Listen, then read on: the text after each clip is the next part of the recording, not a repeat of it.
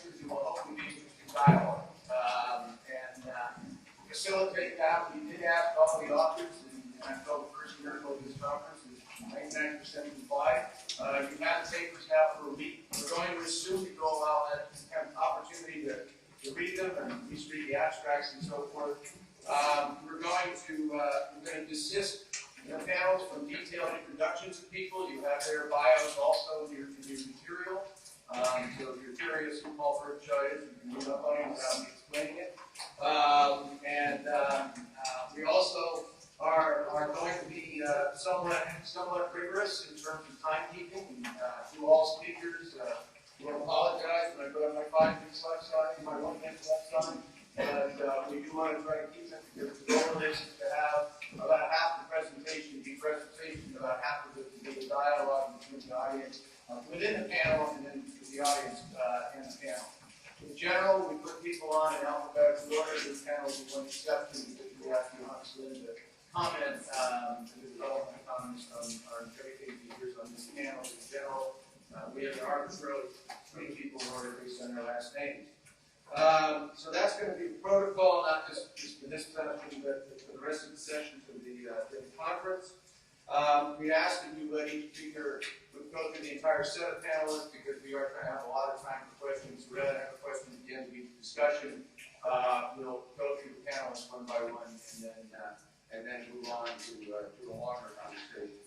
And when we get to the Q&A session, we do have roving microphones. There will be one person on each side of the room. I'll be taking questions in part to make sure we alternate to move the microphone fast. If you would wait, we are recording these sessions. We do plan to put the whole thing on the internet eventually, so that we want to make sure we catch it and catch your comments. We can wait until you get the microphone, identify yourself, and then ask this succinct question if you can. Okay, so we'll appreciate it. With that, that's how all panels are going to run, so we won't make you listen to this 6 times. Every people. Good enough. All right. By virtue of that, in alphabetical order, the first speaker on this panel is Paul Burtenshaw.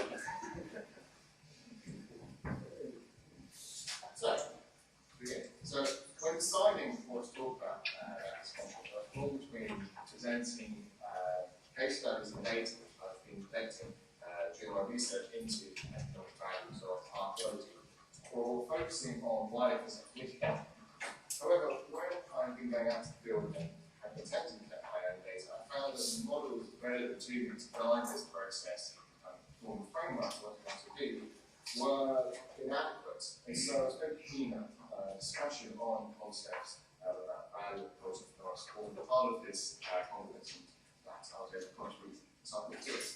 So in the paper that was distributed before, what I attempted to do is showcase the existence of a divide between cultural and economic values within our archaeology. So I won't go through the repeat that in the paper, but I will put up this couple of quotes just to remind everyone kind of feelings that I wrote about.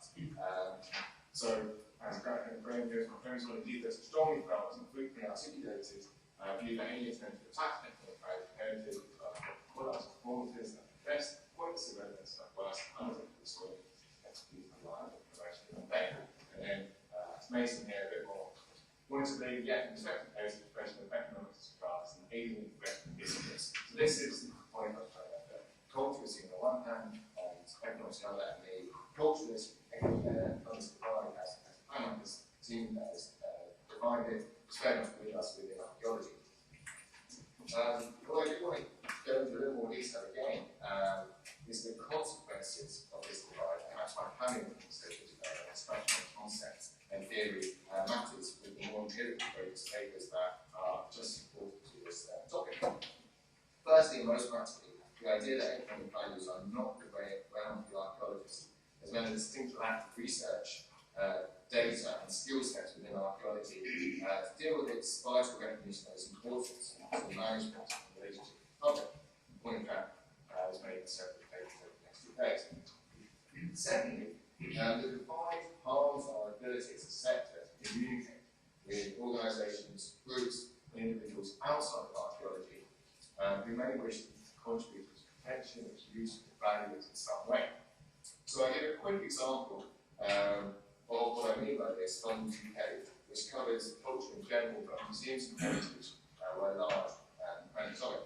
So in 2010, a report entitled Cultural Capital, a Manifesto for the Future, was launched and put together by a collaboration of arts and cultural organisations in the UK.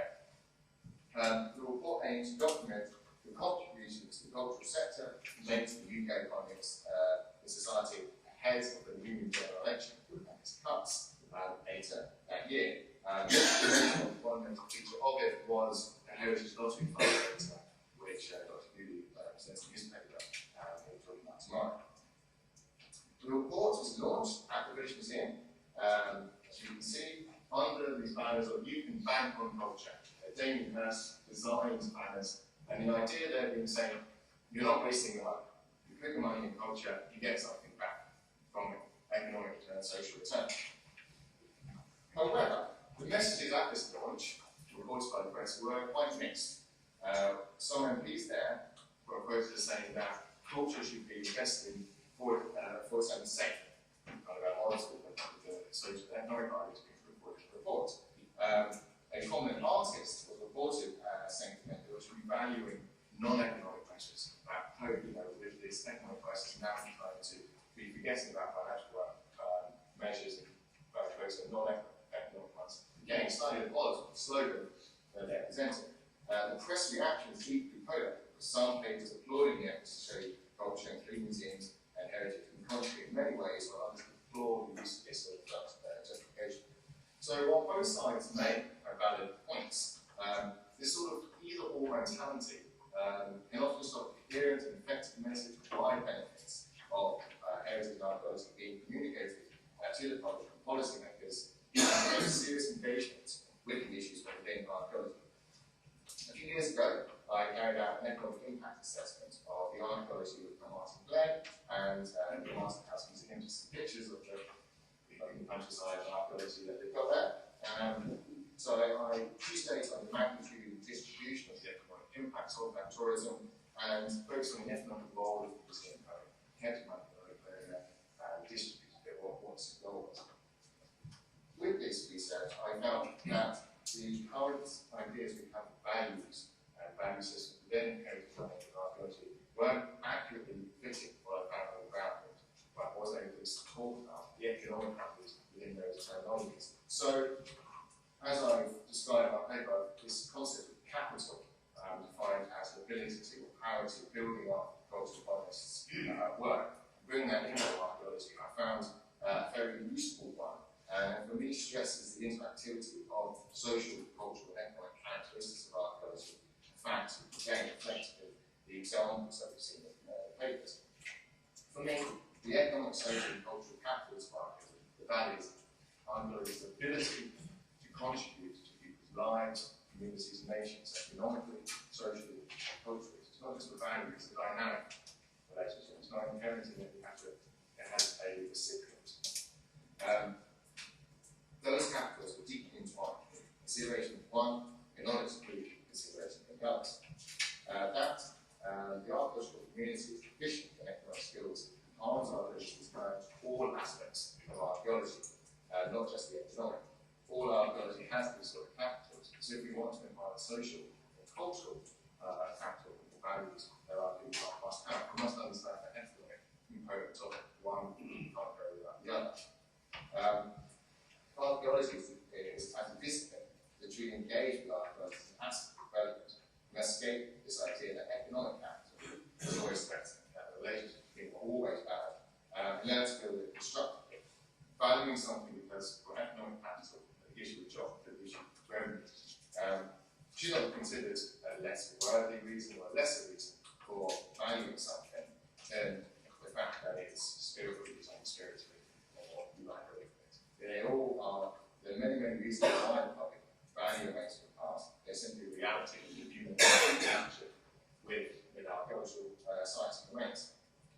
The over-emphasis of economic results or impacts on sites is no more or less dangerous than the over-emphasizing or emphasizing social or cultural elements. Those relationships can be be negative, can be positive. We've seen, as archaeologists, terrible results from certain social agendas are improving archaeology, and that can be just as damaging with economic agendas through that. So you must have a level playing field there.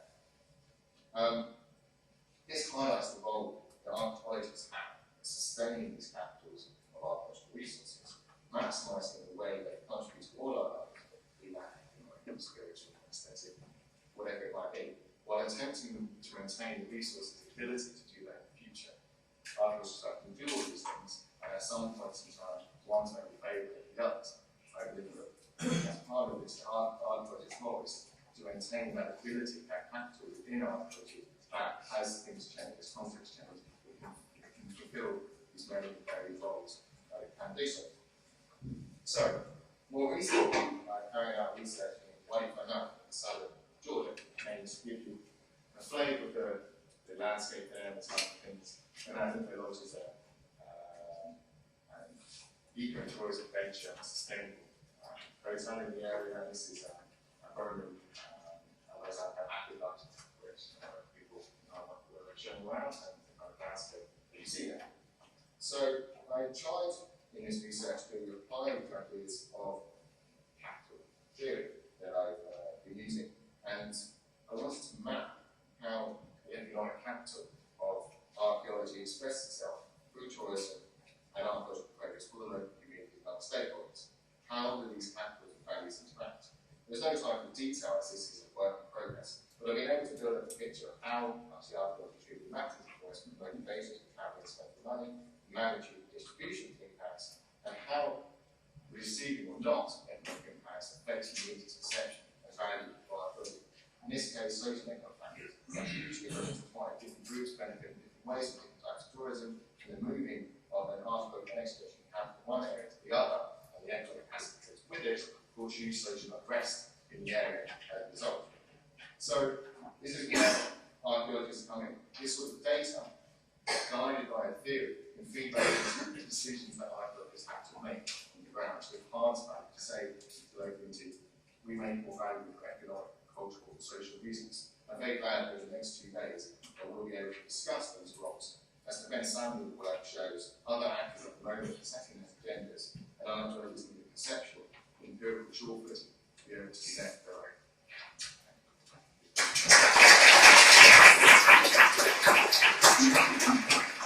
All of the statement. The next speaker is Herrera. And we'll use this one pretty.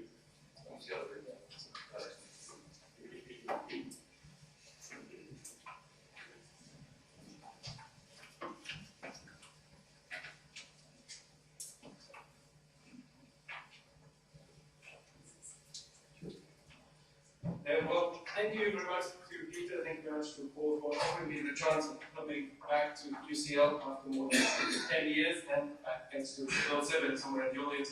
I got an invitation to the South American Archaeology Seminar, and they sometimes turn the lights off, so I'm trying to learn it off by heart. And I have tried to summarize all my evolving thoughts on the entanglements of archaeology and economic development, tailoring my presentation to the tradition of critical discussion and debate that distinguishes this apology. In a sense, I'd like to start with a quote by the Moderator poet Gould, to set the scene for a necessary brief discussion of concepts that illustrates what usually happens, what is the result of intentions to develop in post-colonial settings, such as those reinvading in Latin America. The commodification of heritage has tended to produce poverty rather than alleviate it. And this is due to, I will go to certain conceptual problems. One of them with patrimonio, which is how heritage is usually translated in Spanish. We probably don't agree all on the different nuances and the concept of the translation, but we can safely say that both are enshrined in national legislation and international conventions that give states and supranational organizations the power to act upon classes of material objects and places over and above the private or collective property and customary and traditional rights of use. The patrimonio derives, of course, in the sense of that which is to be inherited, in order to be something to be inherited, they must be deceased. The funerals of Atahualpa are a painting from 1865 that dramatically symbolized the death of the Inca, the death of the Indian. It reemerges about 1918, when it becomes important in the national discourse as the first stamp in Netherlands, Kingsley stamp elected. The first stamp in which the Inca actually has any value. Normally it was 1 cent. This is the first stamp of the highest series actually has some value, and that's the dead Inca.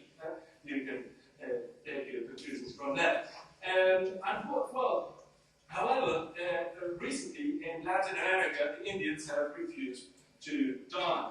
As I have discussed in a forthcoming volume, it's not late, the premise of the death of the Indian is wrong, or at least it is highly problematic. The occupation of ancestral places bring as a political bargaining tool draws into question the notion, not only the notion of archaeological site, but patrimonialization, the appropriation of what might be labeled ethnic heritage, just for short. This is, of course, not explicitly mentioned, but implicitly mentioned in the Summa Causai, when we read the manifesto of the Andean Coordination of Indigenous Organization. The politics of indigeneity in Peru are particularly complex, however, because the shifts of identity between identifier and identified have evolved in line with a long history of enlightened paternalist and deeply racist indigenous. In brief, state discourse lays emphasis on mestizaje, the process of transformation, and reshaped people and tradition, the blend of indigenous and European tradition that some tourist brochures label as distinctly Peruvian. And this, of course, is what is brought up with development. Interdisciplinary archaeological practice development is a concept that inspires description and analysis. We will do this all the time. But I think it is important here to distinguish the intentions to develop, and the act of developing, and the consequences, and attaining to the consequences of implementations, these three aspects, and how archaeologists actually engage at each one of these three here at this moment, trying to step back from reacting to the implementation of development, which is probably thrown back to go back to the historical. I think that's originally archaeology was more proactive in this sense, and it's good to see that this conference is going in that direction. However, I need to add a word of warning, because the notion of treasure is brought here. The fact that I saw this, I didn't have my camera, unfortunately, a bad tourist. So I didn't have my camera yesterday within the tube. I encountered this advertisement, which redefines, the reduction, the trivialization, naturalization, as Hannah Silverman has pointedly named the prepackaging for sale of cultural experience, and the reducing the importance of objects to treasure is, of course, colonial trade per se. We get, this is not on trivialization, but not only affects discourse, it actually can affect sites. We have faith sites, or say sites such as this one, the Temple of Fertility, where archaeologists, tour operators, and the Ministry of Culture cooperated to bring to create a site in line with European expectations. And one might not mind much about the unorthodox rearrangement of the stones for the benefit of the local economy, or even be tempted to turn a blind eye to overzealous restorations on similar grounds, were it not that this is extension, this excludes people, it excludes local community. The administrative process of turning places into archaeological sites, is of course a process in which archaeologists are very prominently active, and which is why many people actually don't like archaeologists very much. And it is also highly ineffectual, as we try to show in this picture. The blue side is an intangible area, and there's dozens of families living there. This is what normally happens. What I will try to do is not focus on the big, nice, shiny sites where things are okay, where there's lots of investment. I'm going to give you an example from my area of work in the White House, where there is no cultural tourism, there's no esoteric tourism. These are the big drivers, special sectors, which are growing in depth very quickly. So Here, what we have is a budding situation. We have Tuxucaico in Caras, a place where, after much investment by the local government, local people are not falling in love with the stones. That's a quote more or less from a regidor, a local administrator who actually helped fund some of the excavations, which were never published. Really, it was all about exposing the architecture. So they've shifted tack. They've tried to bring about economic development, not by using this place as a stage for reinvented ritual, which again we might not mind about. We're not that. And you can see at the back some of the local barrios, some of the local traditional authorities, which are forced to attend some of these tacky, you might say, or highly imaginative, recreated rituals, which are really beauty contests for the benefit of the mayor and in front of the presidential palace in Lima, and promoting the tourist capital of the California, the wines. In nearby, in Kemshu, nearby in Bangura, working, we also find a pretty spectacular site where we have another use of archaeology being made. We have recreation. This is a very popular thing which is happening across Peru. They're reinventing traditions, but the traditions being reinvented, I hope, are impoverishing local culture as much as they also sometimes work against the traditional calendars, against the traditional fiestas, putting such things as the international holiday calendar in front of the local fiesta. Huaylas, for instance, there is no evidence for Inca presence around here. The Huaylas has a rich culture of its own, and it's not being promoted. It's of course has to do with politics here. The local mayor talking about the other campesino. It's obvious that here it's more to do with politics than with economic development, and we have a long tradition of that in Peru. Self-exotization is a big thing, and the political uses of the past have a long tradition. As Mauricio Rubio's study in Cusco has shown, the benefits do not go to local communities, yet our past president, spent a lot of time doing it. But the last minute I've got, what I'm trying to do is to say, well, what can we do? What decolonizing methodologies can we come up with? What we've tried to invent is spaces for creating dialogue, actually creating our own constituencies, taking from the people who are interested in our work. School children are the main visitors of archaeological sites in Peru, in most cases where they can afford entrance fees. School teachers are also very good. You can get people together and actually use the sites more like they were built for, to bring people together, to negotiate, to negotiate solutions to common problems. One of the most important ones, of course, to define these problems, define heritage consensually. No one seems to be listening to the local voice. This is a long-term process, and we need to show that longer than the 5 years in political office. Well, just this picture to show you one of the angles I've been exploring, which is looking at these past agricultural systems and how they can be put to work, so people realize that there is something to be proud of that can and should be shared with people coming to visit. Thank you very much.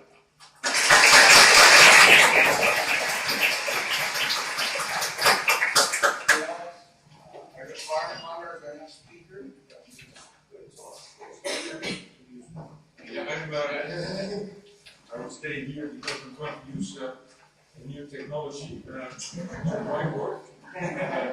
And you can judge for yourself which one is more effective. I'm a cultural economist, so I'm an alien in your company, and I feel also a little bit like that.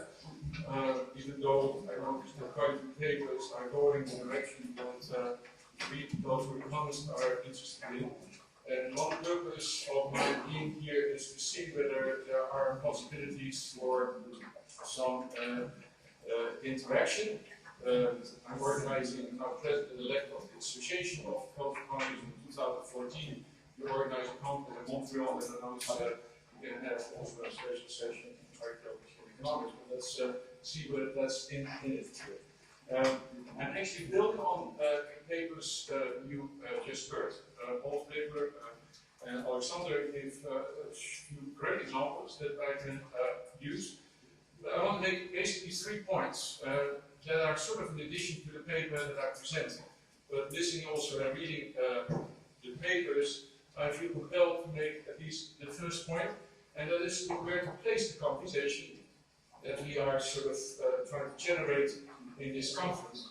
See, what is sort of the most dominant dominant situation? If C stands for culture in general, and culture in the sense of art, so we use the two meanings, and E stands for economy, and maybe also economics. The dominant conversation is that there is no connection, and Paul referred to that. There are people who are really merely preoccupied with culture, and people who are preoccupied with economics or the economy, and there's no connection. That's the dominant one. So what we do is, and I think most people, papers here, are interested in this possibility, that culture affects the economy. And then you think culture, archaeology, and then you are, I think what many papers are trying to see, that there is some economic impact or effect in sort of economic development of the community. I'm going to also put some warnings towards that. Why? Because you have to understand economy is never an end in and of itself, always a means to something else. So the question is always what, if you generate economic income, jobs, to what end? But I will briefly elaborate on that. Another thing that I want to sort of call your attention to is when you move into this field, then there is very much the tendency then to embrace economics. That means the economic way of thinking and applying that to culture. That's what people in culture economics do a great deal. That's fun, especially for economists. I'm not sure whether you will be served by that, to be honest. Myself, I'm sort of moving in this direction, that I think this is culture, so this is all culture, and economics is part of that. So economy has been part of something larger that's called culture. I think that's where I think we should go, and I think that's also underlying a lot of the contributions you have got so far. My second point that I want to make is that, as I understand the issue that you are concerned about, is you care about archaeology. You see all the archaeological sites, and you think that needs to be financed. For a long time, the financing came basically, this is my model, by way of government grants or university grants. Some cover papers elaborate on that. I'm not so overwhelmed by the numbers that then get into that, but anyway, that's the major source of finance. Now you feel that you're losing it, so what you're doing now is say, okay, there's another way of financing. There's the market. And that's why you talk about tourism and so, because tourism really should generate a market to generate income. Most of the discussion so far is really targeted, actually still on sheep. All economic impact studies that are done are basically to convince people in sheep that money spent on archaeology is well spent. Why? Because it's good for the economy. I just warn you that may work now, but it will fly back in your face like the boomerang that we just saw. Very simply, I give you an argument here, it's happened on Holland.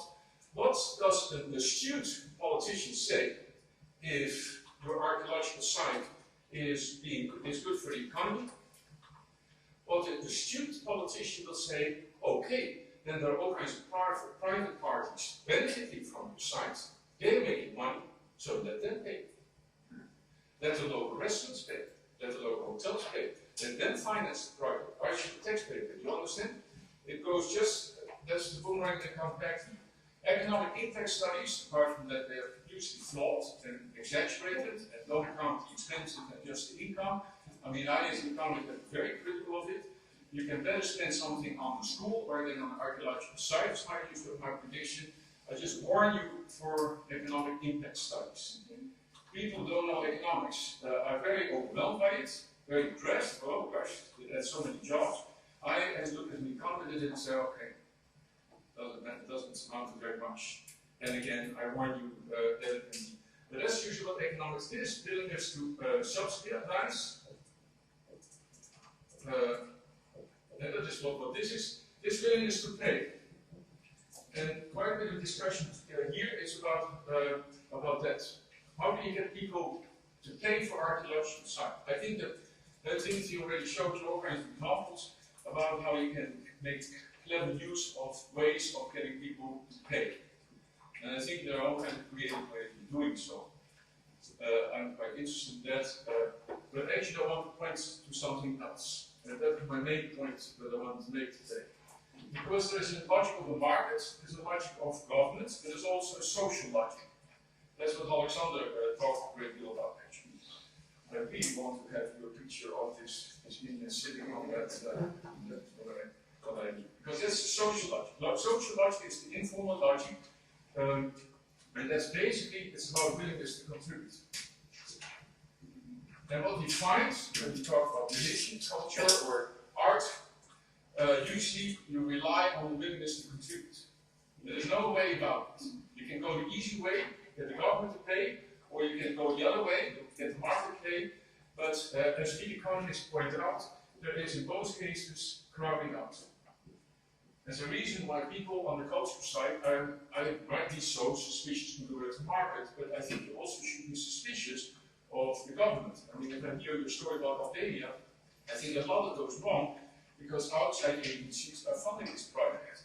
Money comes easy, at least for the locals, and then all these people spending that money, and that creates all kinds of tension, as your story illustrated. So there is what we call crowding out. I find it a useful concept. Crowding out is, the crowding in, by the way, means by pricing it high, it gets added value. But usually what you have to do with is crowding out. It goes at the expense of the value to be careful.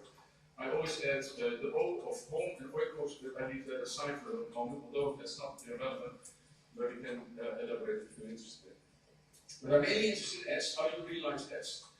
Now, I noticed that also there's a couple of papers here, and also if I read someone like John Carmen, you still have sort of a way of categorizing goods that really plays into number 3. And you really buy in there in sort of the economical way of thinking about the world. And that is that you think about in terms of private goods, things you can sell, public goods. That's what most archaeologists are inclined to think. That's how we think of public goods, accessible to anyone, no exclusion and so. Now, Carmen also talks about common goods and club goods. Common goods is like the sea, for everyone accessible. Club goods, and a club of people own it, but I want to actually add, and I think that you really need those kind of concept of goods to sort of figure out how to realize them. I think that we should think about social goods as well as cultural goods.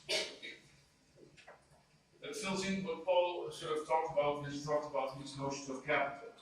But I find it actually for practical reasons, when you think about what can I do as an archaeologist, what do I want to realize, my suggestion is that you want to realize not public goods, which is what's for the government, you don't want to realize private goods, which is for the market, but as Alexander showed, you want to realize these sites as social goods. What does that mean? For social goods, the best example of a social good is friendship. Friendship is valuable, as most of us will attest, they're also costly. In that sense, they're just like cars and refrigerators. The only difference, you cannot buy them and you cannot sell them. That's the big difference. But they're very important to us.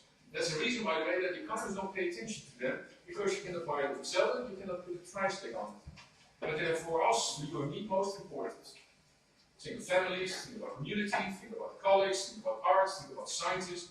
These are all what I would call social goods. That means goods you share with a bunch of people.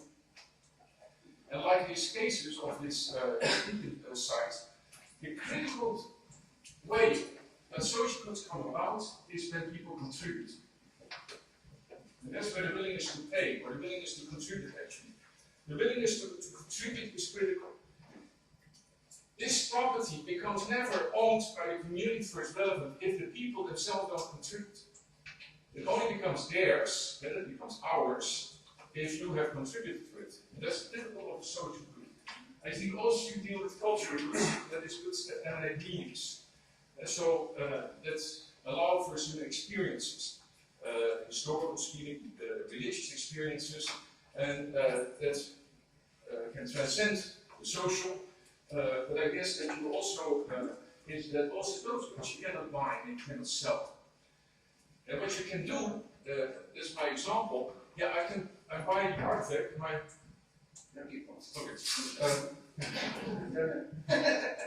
You can buy what I say. Let me use this lecture. And you can sit here, and I blah blah blah. I mean, it's probably all kinds of words, but you have to do the work in order to make sense of what I'm saying. And that's true for an artifact that you're talking about too. For me, it's just a bunch of stones. But if I start learning where these stones are standing for, then I have to do the work, because I have to learn what these stones stand for. And then it can become a concept, you understand? It requires my contribution in order to make sense of it. And then there's my discussion with Timothy about tourism and so on. The reason that tourism is problematic because it relies on this logic, which is purely instrumental logic. Your thing becomes an instrument for people to do whatever, right? You can think about for yourself, is that what I want? Is that what I want to aspire for? That I want to give people an opportunity to spend a free afternoon in a meaningful way, or then give them a little experience. I mean, that's okay, but you can decide. But if you don't find that can be expense of realizing the site as a social good or as a cultural good, and that is what you have to be aware of. And my stress would be in the discussion here is what kind of strategies to focus on the things that I think that ultimately you and I are most interested in, that you want to realize those goods. And then you have to go outside these two logics. Thank you.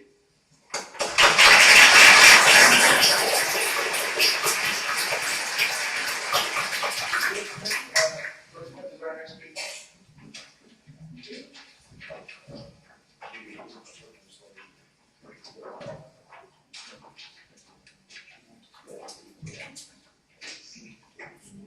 This how you put it. We'll put it in a requisition, you can see all the black codes. Archaeologists will always make do this. Well, before I start my presentation, I want to share something with you I just learned this morning.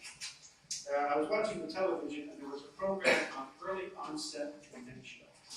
You might be thinking, what does this have to do with what we're talking about today? Well, at the hospital where a lot of the patients were that had dementia, the staff put together a facade of 1940s and 1950s buildings. One was an apothecary, one was a grocery store, one was a clothing store. And they filled the store windows, which are just fake windows, with all the items from those time periods. And the program brought out these people who were having a hard time recognizing their own children, brought them to the showcase. And they began talking about things they saw in the windows. Oh, I remember those coupons from World War II. Oh, I never used that butter because of this. I had shoes just like that. And they began to, talk about things in their past. So I think that there's probably another reason why it's important to connect to the past that will actually help us keep from going insane. So you have to think about that the past does have an important part in our birthday lives. A couple quick things. There's a couple books that I have had something to do with, and I will tell you firsthand, just to not shame of self-promotion, all the royalties for these books go to professional societies for students and professionals working in the area. The first one is called Teaching Archaeology in the 21st Century, which talks a lot about the things we're talking about today. The second one is Heritage Values in Contemporary Society, and a number of people in this room have chapters in it, talking about how heritage fits into the current day. And the third one is Cultural Heritage Management and Global Perspective, which talks about how people deal with the past in many different countries under many different regimes. So these kind of things are really helpful. I use them when I teach a course in Cultural Heritage Management. And so just keep some awareness of that. So my presentation. Let me talk briefly about what my paper is all about. The title of the paper is Heritage Values, Capacity Building, and Economic Development. These are things that I know when I was in graduate school never fit together. We would never say those things in the same sentence because we just were not trained to do that. I'm glad to see that that's changing now. How many people here are students? Raise your hand. Yeah. This is good. We're all speaking. I think this is really important that students become involved in this early on in their careers, because now archaeology has changed tremendously in the last 30 years from what we did when I was starting out to what we do today. We are much more involved in the communities. We are much more involved with stakeholders. We are much more involved in the kinds of things that have something to do with the archaeology we do, but more to do with the community we're in. And one of the papers, and we'll probably hear a little bit more about, talked about the whole idea of community, defining what a community is. We have to work in communities, and we still have to define what they are. So when I read the papers for the conference, I was very struck by the idea that so many of them articulated very well, coming from different sectors, including those in the economic sector and those in the archaeology sector. That we were many times talking about the same thing, sometimes using different language. We're talking about the same thing. And I think that's important as we begin to learn how to talk other languages about other disciplines. I think it's a really important part of what to do as archaeologists. So let me get to the presentation here. The key to balancing archaeology with economic development is balancing heritage values with the needs and concerns of contemporary society. This allows heritage values to compete with other agendas. This is something critical we do all the time.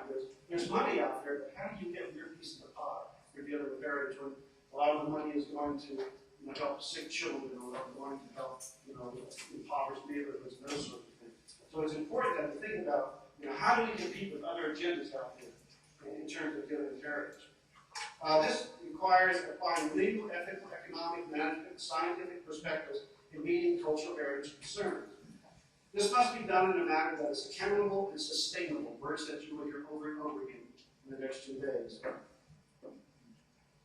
It must be done in a manner that is accountable and sustainable, and includes the ethical responsibility to interact, consult with, and work with those who have a stake in the resource under consideration.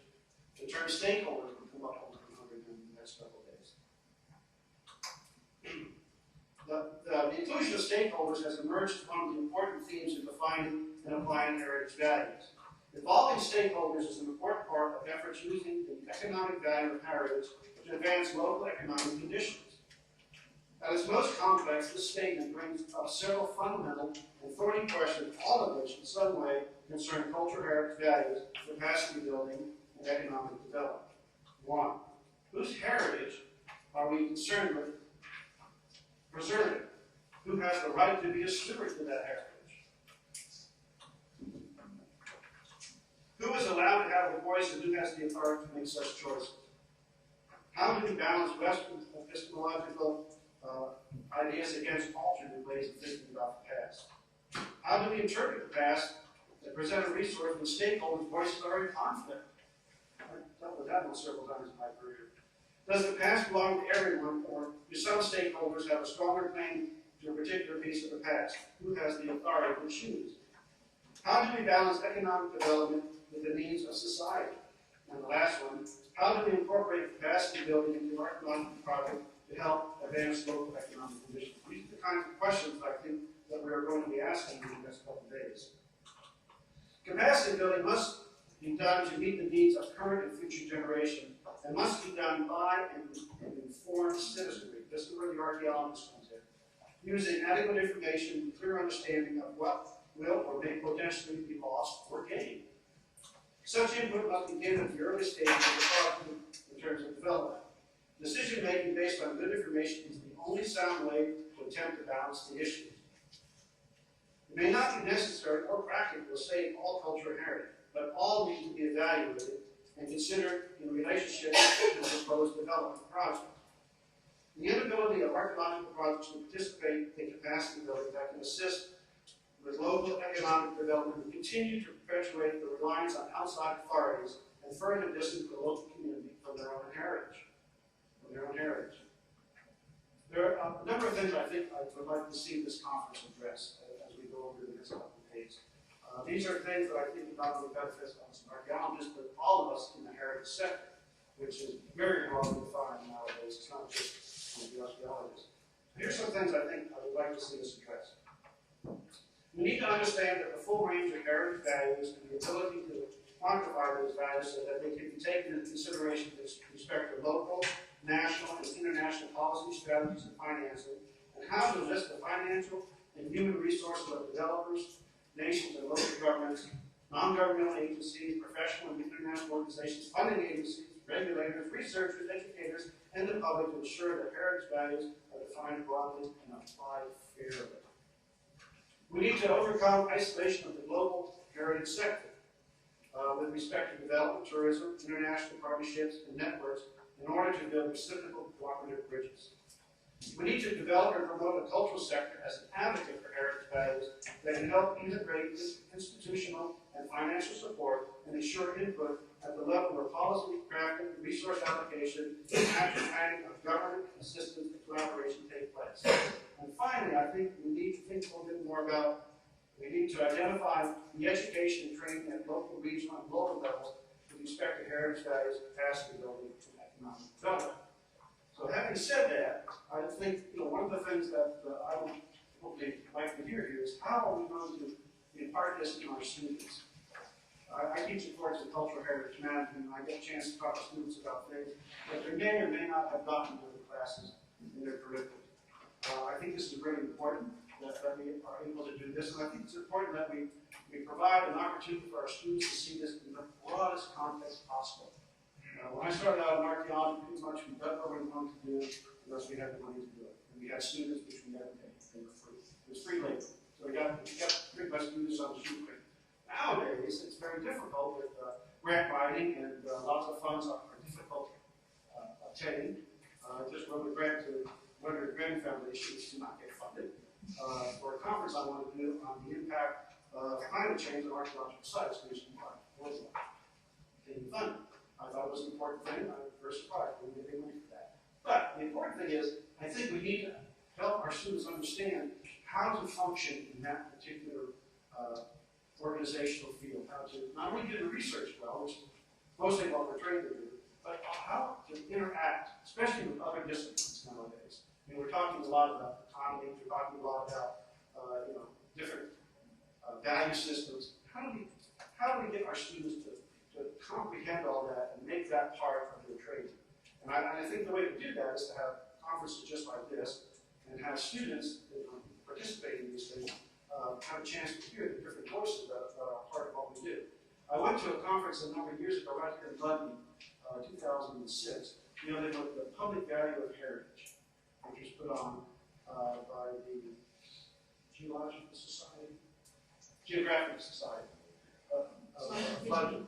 And I wrote a review for that for one of the journals. And what intrigued me, there were 400 people that attended this conference, all of which paid somewhere in the neighborhood of $200 a piece. We got to figure out how to get into that location.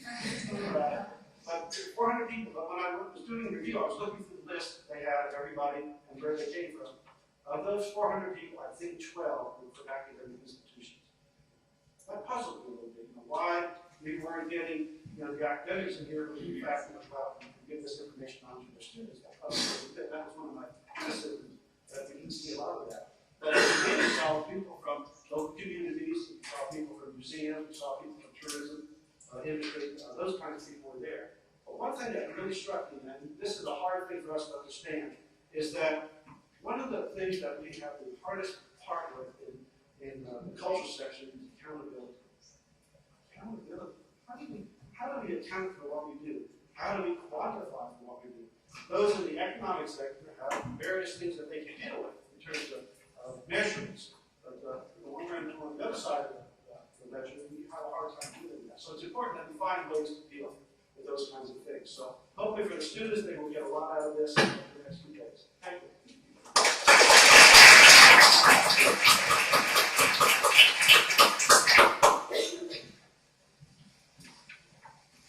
Next speaker is Johannes Linn. We asked Johannes, one of the things that we discovered in putting this conference together is that there are not a whole lot of economists working in the development world who are actually paying the most attention to what we're talking about. So we would have had an entire panel of them if we had found them. We asked Johannes as one of those folks to react to what he's heard today and give us some insights from that side of the world. Thanks, Peter. I guess there's a short way of saying, or a long way of saying that Johannes was too lazy to write a paper. But no, I'll go there. Anyway, thanks for taking to the straight cat, Paul and Peter, because I am a development economist. I worked for the World Bank for 30 years. I'm now at the Brookings and something called the Emerging Markets Forum. I have not professionally dealt much with the cultural end of the discussion here, but I do have some links. At the World Bank, we actually did fund, and I was directly involved in a number of projects, including the reconstruction of the Moderator Bridge, the restoration of Old City of Tbilisi, and the restoration of Old St. Petersburg. Those were just projects that I was involved in. The World Bank also funded other projects. Secondly, I served for 6 years on the Board of Trustees of the Public Heritage Fund. You'll hear more from Jeff Morgan about that tomorrow. And I'll say one word about a lesson I learned, perhaps I was very enjoyable in many ways and interesting. Finally, my wife is a social anthropologist and museum curator, so we sort of try and bridge that gap between the economist and the cultural expert at the dinner table. But so much about background. The conference is about the gap, mind the gap, as I think it was Paul's point. And to this particular panel of papers, which I found all very interesting and enjoyable to read, and I recommend you have them, and I recommend you doing them, are to address the question of concepts in archaeology and economic development. I think all of them, in a way, try to use their view of the author's view of their concepts as a way to get into how to bridge the gap by employing and interpreting the concepts that they're using. Now, as I was reading the various papers, I developed my own way of thinking about this and trying to bridge the gap between or across the paper between me. And so I came up with my own simple picture of common concepts and their interactions, which may or may not be helpful to you, but let's try. So basically 5 boxes or 5 ovals, etc., that you'll see here. The first one, cultural assets generate values for stakeholders to conserve, in turn, the assets. So you sort of close a circle, and then in between there's sort of a 5th box that interacts with all of them, which I come back to, but in that is information, persuasion, and so on, that our authors have told us about. So let me take these 4 or 5 boxes and briefly run through them, because I think it's quite helpful, was helpful to me to sort of dig through what I was reading. First of all, in the first box, you'll find that Paul really likes the term capital. Others talk about resources or cultural assets, and there's sort of preferences as to what. Now, it's a bit of quite interesting. If you think about capital, you're sort of coming out of the traditional economists' lingo. If you're thinking about resource, you're coming more out, probably out of the natural resource conservation literature and lingo. If you're thinking about assets, perhaps you think more of it in terms of financial assets and financial returns. So language matters, but my point actually is, in a way, it doesn't matter. Everybody when talking about assets, resource, capital is actually talking about the same thing. I'll come back to the importance of language at the very end. So whatever you call it, these cultural assets, which actually I prefer, because maybe it's the most neutral of terms, these assets generate values. Now, you can also call them benefits, you can call them returns, depending on, again, what language you like to employ. They can be monetary or non-monetary. The monetary usually associated, but not necessarily, with economic benefits. The non-monetary, as we're heard today, can be social or cultural. In fact, those 3 are the ones that Paul summarized as the key 3 values. Arjo went into a number of much more detailed description of values and kinds of values, which I won't get into here. But these seem to be the 3 most important sets: the economic, social, and cultural values. These, in turn, are generated for stakeholders. Stakeholders, and very important, I think, for this discussion, are the communities in which these cultural assets are located, that will directly or indirectly benefit from it, or may, in fact, bear certain costs of the development of the asset. You have, of course, governments, you have business, you have tourists, art lovers, whatever, external donors, and let's not forget also stakeholders, archaeologists, and yes, even development economists, are stakeholders in this process of what happens with cultural assets, how they generate value for whom, and then how, very importantly, the next part of the story is all of these stakeholders, in one way or another, have to cooperate to then actually conserve, well, you could argue first, locate, identify, discover, conserve, preserve the assets and the value stream that come from these assets for future, for current and for future generations, so that you get back and close the loop. The final box here is in some ways perhaps the most interesting and the most important one, because it relates to, so what we do about getting this, what lubricates this cycle that I talked about.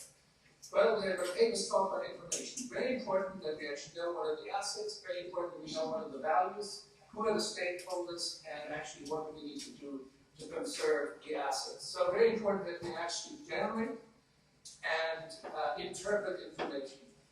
Second thing that can lubricate the process is, as one of the authors mentions, persuasion. Based on, presumably, helpfully on information, we want to persuade the various stakeholders of the fact that actually there is value and that there is a benefit for which it's worth spending costs, investing to conserve so that we actually generate the benefit. So persuasion based on presumably on information is very important. Now there are three other concepts that actually I didn't find much in the papers, but I'd like to flag here for your consideration. They come a bit out of the economic and the development sphere. Opportunity cost. As you think about the stakeholders and you want to involve them in the process here, you have to realize that each of these stakeholders actually has an opportunity cost. In other words, she or he gives something up if they are to contribute to this, to the cycle. So communities, if you want them to agree to not have that land developed for other purposes, community beneficial purpose, they actually have to give up, in some sense, the right to involvement of the land. Just an example.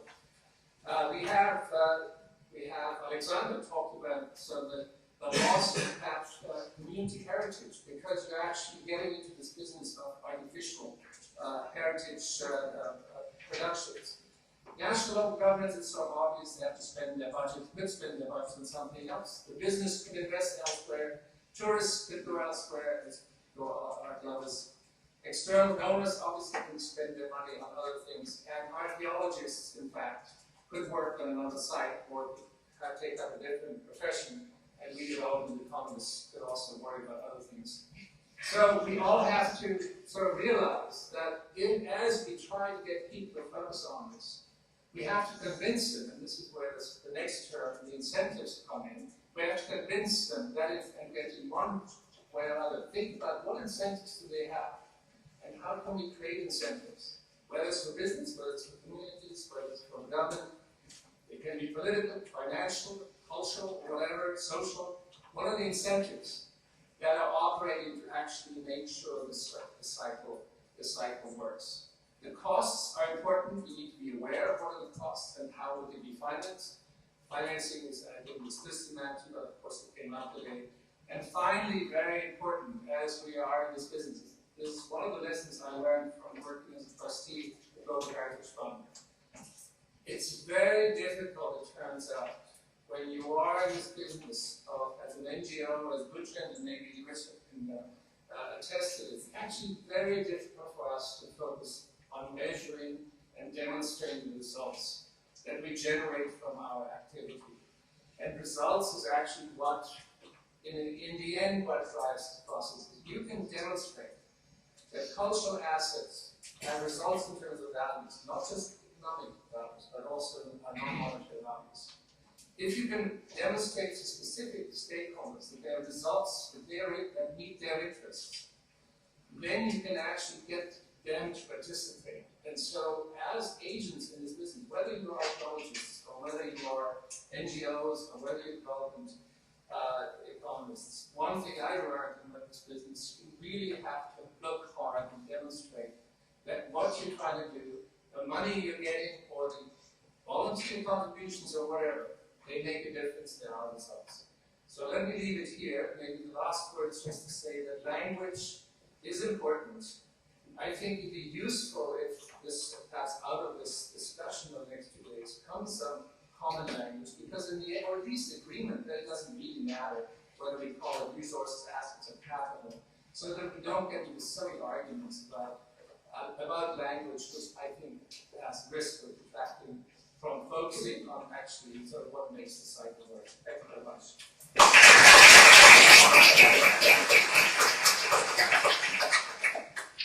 Right, this is hopefully where the fun began.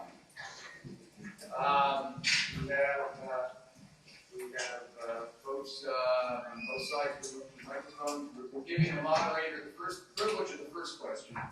That's the payoff for sitting here and flashing time with all these distinguished people. So the moderators get the first question. After that is to the group. We will go fast. But I wanted to follow up in a sense on what Johannes was said and thinking about Arjo's paper, which is so elegantly states all the various issues about value, different values, that sort of thing. And I just wonder, the value issue is a hugely emotional value in the heritage archaeology. What's the value we put on it? Are we asking the wrong question? Does it matter, to go to Johannes' point, whether we agree on what value we're talking about, or do we really need to think about this in a whole different dimension?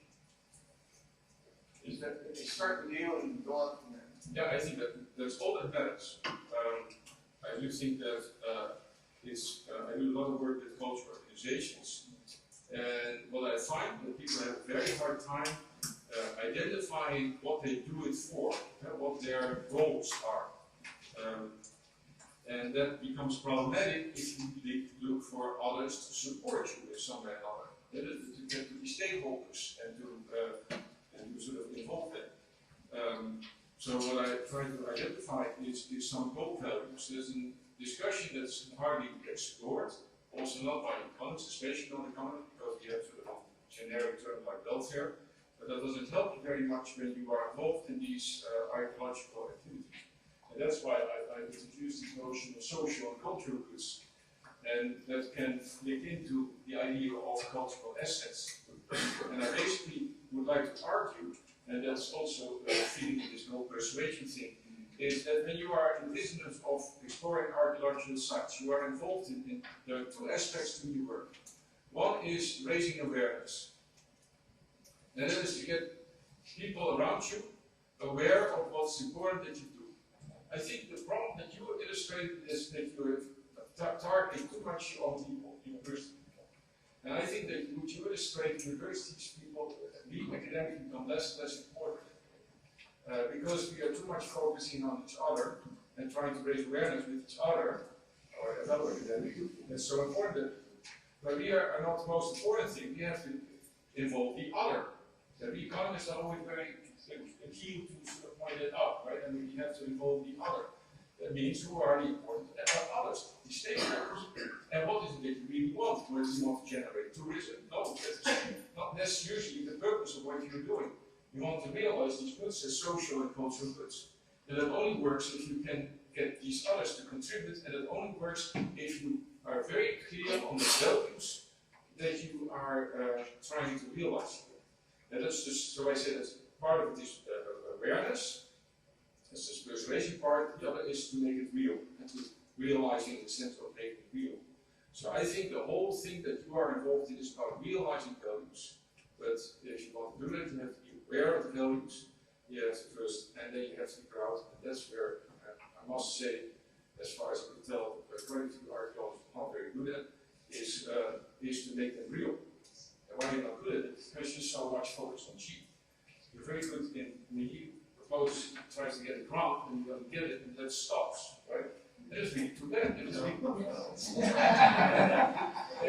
that's right. Then the next another question is, who else can you put involved apart from these grant officials, and what you think is very important to support people and pay throughout the euros for your conference, and then you can make it work another way too. But that's only if you are clear about the values that you are trying to do. Okay, Rand got his hand up first, so now you'll give him the microphone. Meanwhile, all think the questions. Yes. One of the things that I'm struggling with other papers and with my own work is that how to sort of think about it in terms of supply and demand. We archaeologists, there's a lot of supply, a lot of us, and each one of us want to think that their site is really, really important. And we feel that the demand is infinite, which has certainly people realize that they need to demand and they need the supply that we can provide. And I was wondering if the panel here thinks that really we should think about demand as infinite or if demand is finite. And also in terms of results, what we call returns, I know that you spoke about the fact that it's very, very difficult to quantify returns, but there must be some kind of methods for us to see, are we doing a good job? Are we going out and are we trying to bring new audiences into this thing? Can we develop new demand by developing new ways of thinking about heritage?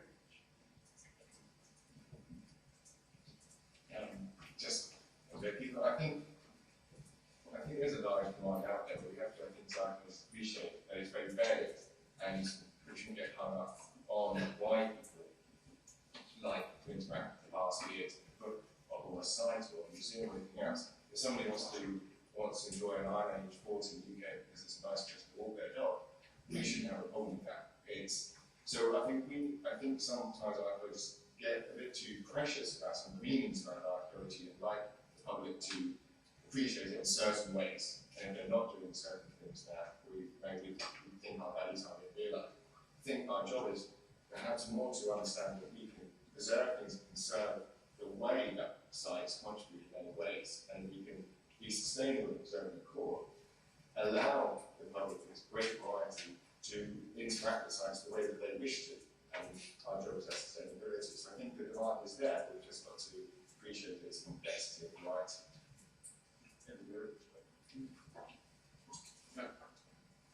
I think the demand supply works well in N, and then just if you have a product at a price, then it works on. In all the other cases, it doesn't work. So my advice is, and in your cases, archaeological site, it doesn't work. Because there is not a demand for your site. Because it is not clear what it is, it doesn't have a price, so you can buy it. So there is not a demand supply. So I suggest stop thinking in those terms and think more in how thinking in, that is my point, of the social good.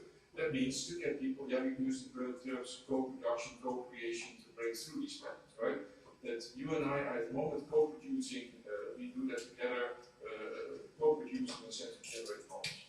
There's no demand and supply here. There are people who participate in conversation. That's what we are about. I prefer to think in terms of conversations. And although there is something that I would say, and the economist, I could call it supported, I guess, is there is what we call the economy of attention. There's so much to pay attention to. And you, of course, would like me to pay attention to what you are doing, but there are zillions others here who also want my attention. So how do you get my attention? That's another game, right? That's another matter of demand supply. There's another game about how to get attention. And that is part of that awareness thing. But I think that demand supply gets you in the wrong direction, maybe gets you to the logical end. And that's not where most of you are willing to go. I don't think that's where you're good at. I think you're trained for. And I don't think you get a great deal of satisfaction from that. Understanding people here. There are some archaeologists, by the way, who do quite well because they figured out how to set up companies because the government's interested in their archaeological works when they build a metro line or so. And these archaeologists do okay. So there are ways, but I don't think that is challenging what we go on. Johannes? I looked at this next test of demand supply and generating interest in the values that are being created. I'll give you an example, not directly related, but my wife is actually working as a curator for a new museum in Washington called the Museum of U.S. Diplomacy. There are hundreds of museums of war-related and defense-related in the United States, if not one that explains what is the history and what is the meaning and the substance and the practice of diplomacy. Now, there's no demand out there at this point that when this started, but there is an expectation that once it's there, once it's actually promoted, once people are persuaded that that's an interesting, important topic, that it actually then generates an interest, and through this interest generates value because hopefully it will increase the understanding of what diplomacy can and should contribute. So I'm just suggesting that maybe think not limited demand, supply, economic, market-based, but think about interests that in the value that may not be economic. And fiber. Be ready with your money. I think archaeologists sometimes with marketing professionals misunderstand certain aspects of the demand for archaeological sites, and this has been touched on by several presentations already. I think that if you only give people to these examples, they don't realize that when you ask them as a marketer what you want to see, they have a hard time articulating it. But in my experience, what people really want from the past is a sense of connectedness to the past, and that doesn't require tools and temples, and that's, I think, a potentially much broader, larger market. It seems to me also an area where archaeologists may really have something to contribute. If we think about our role, not as in terms of the public, as the customer is always right, but think about it in terms of the fact that anybody who wanders into an archaeological site, either because they're casual or because they're a fanatic, are actually expecting to learn something. They don't want to just see a golden necklace produced by a dead person. They want to feel a sense of connection. Questions?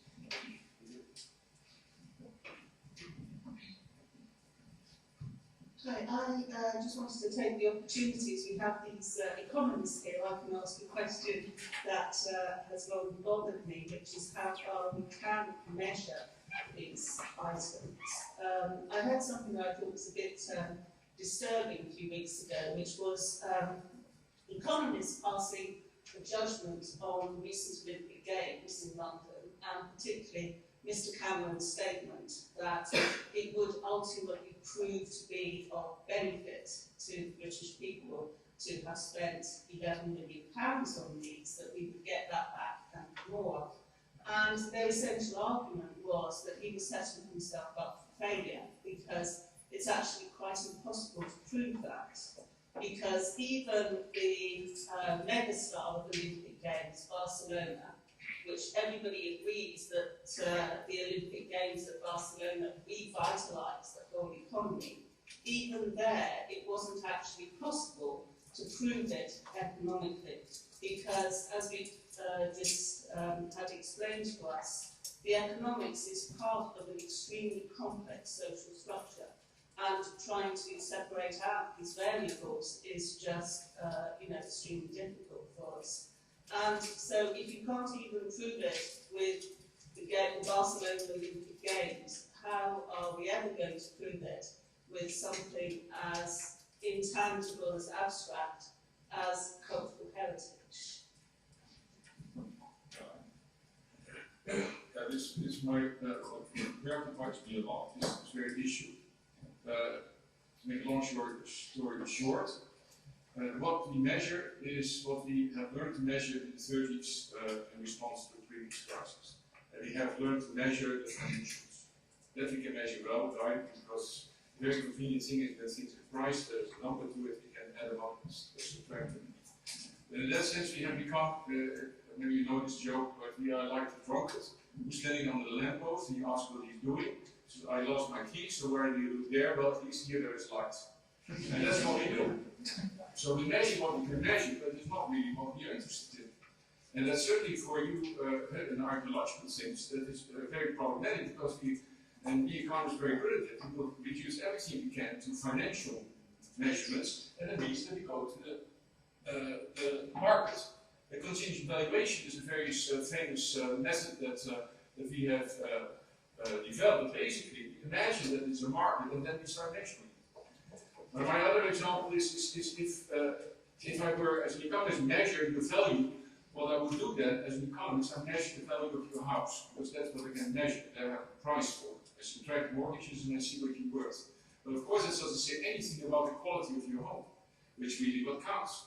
I have no idea whether you have a nice home or a terrible home, that you have a good relation with your partner, or kids that are loving you or a stranger. I have no idea where that's what your life is all about. So we have no measures of the things that really matter. We have no measures of the social goods that you would want to realize in social goods. We are blind at this moment. And we are blinded because we are sort of focused on the financials. And I think that we are really going to work, because this question comes up all the time, quite rightly so. Because you lose the game if you reduce to financials. Cameron is going to lose the game if it is reduced to financials. But a great party creates social things and cultural things, not economic things. But if you're going to determine on the economic thing, we lose. But understand, most of the money you spend is not for financial gain. Most of the money you spend for social and cultural goods. Things that are important, we call it war money. You give most of the money to things that are important to you, and we're not going to decide on the basis of financial results that it is money well spent. Right, that is a very hard corner to turn. And I think that my profession stands in the way of that. I think that it's really difficult. I mean, we are very good, the economy is very good. And I think that is sort of what you have to be very careful with. So I warn you not to buy into that approach, so resist that. But I also have to confess, and I'm developing a culture monitor and trying to set it out, that monitor is really based on assessing values and people's experiences. Surely. So I want to understand what's important to you, and I want to understand what you experience. So I can assess the value of this symposium. I ask you what's important to you, what is what you really want, and how you need to experience it. And that gives me a sense, and the gap between the two gives me a sense how well we succeeded or not. But that's of course very different from seeing what kind of money is generated, or how your income will go up because you attended this symposium. Other silly measures that the economists try to impose. But that's really silly, it's not the point of this conference. But that is huge, unfortunately, an economic way of thinking that focuses on market actually compels you. So I would say let's resist that. Well, I think in archaeology we are far too passive in what we can get. But I have to be more suited. We throw up our hands all the time and say we can't measure it. This is the intangible. This is we can't measure it. Whereas a heck of a lot of data. Sure, we can ask people a lot of things. Sure, that we can monitor a lot of behaviour and get at a lot of data. It's not necessarily about measuring, but it is about demonstrating and articulating that and communicating that to the right people. I don't think in archaeology we're very good at that because we often retreat into this territory of saying we can't measure it, it's beyond economics, we can't do it. We might not be able to create metrics which get everything right on the dot and everything like that. There's a lot we can do in the gap in between to generate information and data and research on what matters to people, why they're looking at behaviour, why they're willing to put effort in delivering that, and all that sort of stuff. You have to get a lot more down. Let's take the point of research up because going back to the question of that. That's our creative part. That's where we actually put in our questions, and the questions we do, and we actively participate in the process by posing questions, which of course come from our context, and they should be the right context. And in that way, they will create values attached to the past, different ones that we need to be aware of. That we don't work in a vacuum, but we don't work only in university or in an academic milieu. There is a broader world out there, and money is a good indicator of that. No, money is a very good indicator of letting us know what the power structures are within which we are actually working, who's funding by who's trying to commodify, in which way, when the people start charging for access to a site, and some authority comes in and actually takes that right away from them. You know what's happening. So I think it's not. We should definitely not be guided by it, but we should definitely be very much aware of what's happening. Thank you. I disclosed with George earlier that I have an example from the 60s of social bankruptcy and economic bankruptcy where a site has decimated the central community, maybe development, still routine, big, horrendous. But what I wanted to talk about links to the connectivity and demonstrable success is where, in an old paradigm, George, in the 60s and 70s, one used local people to help in our political workforce. And I can demonstrate one side, I still go back to the 70s, where 4 of those local volunteers went on to do archaeology and history at university and now have gainful employment at a high level. taught at that visitor centre to people whose children were volunteers and who came onto that site to work there in a very much more expanded visitor centre because of knowing and connecting to that site. And the people who were landladies to volunteers now are landladies to people who come and visit those sites. So that's a very small example. It's 40 years on, it's become more and more active, it generates more and more wealth every year, but it's social capital as well as economic capital. And I think it's a great success.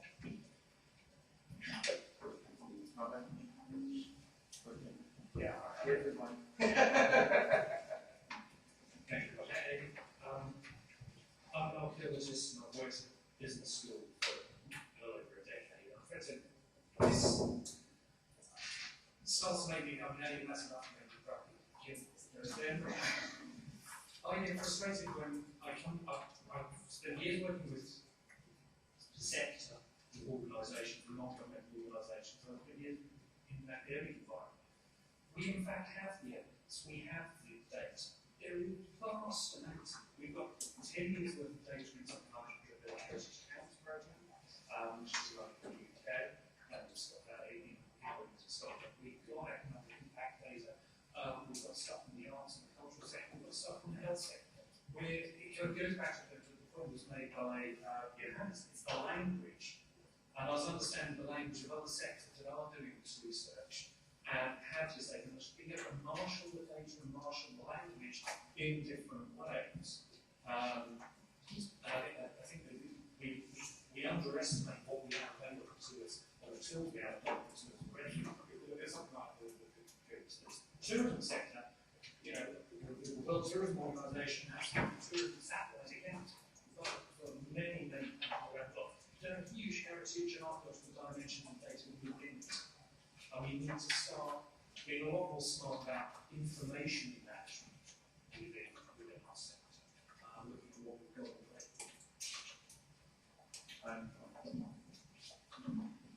Yeah, my question is for Alexander. The picture he painted of Peru indicates, to use George's terminology here, that there might be a balancing problem among the stakeholders of the cultural heritage in Peru. And the question is, what role has let's say, the archaeologists been playing in trying to right the imbalance?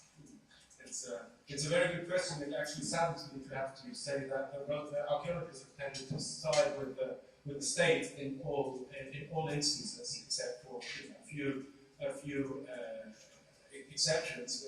At a forum similar to this, but smaller, organised by students at St. Martin's University, actually senior academics stood up and said we shouldn't even go near anywhere that has to do with development. We should stick to research and abide by the law. Having said that, it is changing. There are initiatives. The problem being that we are in an endocolonial setting. So as I was trying to say in my talk, we have a tradition whereby part of the society has a colonial relation to itself. If you want to put it in simple terms, the city towards the highlands, especially the rural highlands. And some of the students who come from highland backgrounds have gone through the generations through this market, living in the city, feel entitled to actually take decisions and act upon just by right of birth. And right of birth is a very complicated issue in the politics of identity, and especially in the rural sector, because it gives you right to land. So the fact that we try to reduce when we talk of sites, I think that's part of the problem. When we actually try and get the issue of sites, when these are delimited nowadays, since the free trade agreement, or the commercial agreement with the United States, so-called free trade agreement, was signed a few years ago. Now we have to have some 2 centimeter precision with site limitation, because otherwise you can't have a legal battle about who owns these places. So archaeologists have been very compliant with all this. There are initiatives which actually go through family members. to link on to other constituents, family networks and community networks, and that those kind of academic archaeology has been very much, because from its inception it has worked with testimonial value, it has worked with upholding the national myth. So if we're going to shift the values away from the national, all that uphold to states, we need to look at other constituencies. It doesn't, it's very difficult. As I said, it's very conservative. Yeah, but not most of archaeologists are nowadays no longer pension government. It's still in the perception, that's a perception of people, but it's not. Now most are actually paid by the mining industry. So the impact of the mining industry and the revenues of the mining industry, which are putting about $12 to $14 million per year into heritage projects, are actually having, and this, thank you for bringing it up, because you, a very important point which I didn't manage to squeeze into the 10 minutes. A friend of mine, Herrera, told me, he's actually using one of the things we've got also, which is debt. Peru, like many poor countries, has got debt. And some of these 14 million are actually debt. So we pay off debt by investing in heritage. The state wants to have big, nice, shiny sites, which are excavated in large, as somebody was mentioning, have a big, spectacular thing, so the tourists will come in. And obviously, some people who are actually, such as Irino, realize that this doesn't necessarily work. You may have wonderful archaeology, excellent papers, but no one is going to travel to Baghdad to go and actually see it. So they're using the possibility they have to subvert this from within in a very interesting way. And that is using the constituents of workers, because there's money and labor is cheap. We have lots of work, lots of people working, and lots of families. And that's the basic constituency. So you get them talking about archaeology. And then, once you have, then they have a party. Inauguration of the museum, inauguration of the exhibit, and whatever, and ritualize the party and invite the local mayor. And then, when he's drinking and eating, then they catch him and say, what about education? What about the school? What about lighting? What about sanitation? And they, because they're in a public space, and it is a limited space, archaeological sites are limited space, and they have the history, they have managed to have schools built, not before. I mean, this is Quirino's story, you should ask him, it's a great way of, there are cracks, but it's an exception. I think with that, we've kept you past a little bit past lunch. If you started a little late, there are extra copies of life and drinks. With that, I want to thank the panelists.